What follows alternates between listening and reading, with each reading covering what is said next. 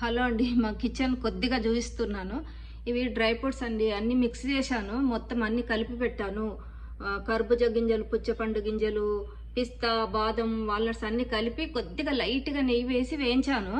Snacks లాగా సాయంకాలం తినొచ్చు, కావాలంటే మనం ఉప్పు కారం కూడా వేసుకోవచ్చు. ఇవి వాల్నట్స్ అండి. ఇవేమో ఇవేమో ఇది చూడండి, తాటి బెల్లం. ఇది నేను ఇదే వాడతాను టీలకు, ఒక టైం తాగుతాను, అయినా ఇదే వాడతాను. కొద్దిగా బాదము ఫ్రై చేద్దామండి. ఇందాక కాజు ఫ్రై చేశాను, కొద్దిగా బాదం ఫ్రై చేస్తాను. కొద్దిగా కాజు తీసుకుందాం.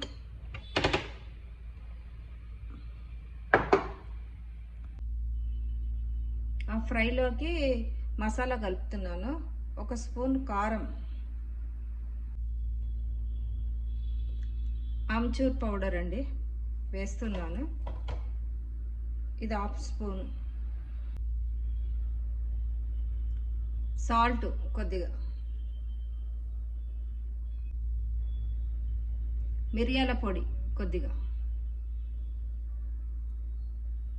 అవేసి ఇలా కలుపుకొని పెట్టేసుకోవాలి. హలో అండి, బాదం వేసాను ఇందులో, దాంట్లోనే కాజు వేయించుతున్నాను.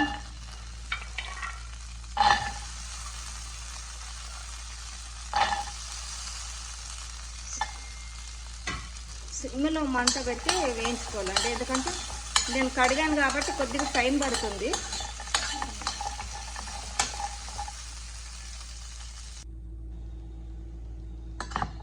వేగిపోయాయండి కాజు, వేగాక స్టవ్ కట్టిస్తాను. ఇంకా వేగి కొద్దిగా చల్లారాక మసాలా కలుపుదాం మనం వీటిలో. కాజు వేగాయండి, ప్లేట్లో వేసాను.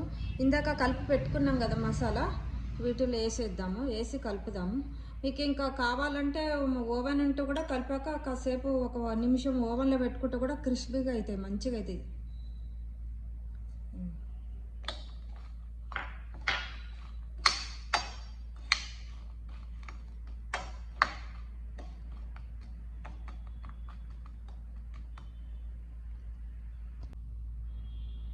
కాజు ఫ్రై రెడీ అయిపోయిందండి.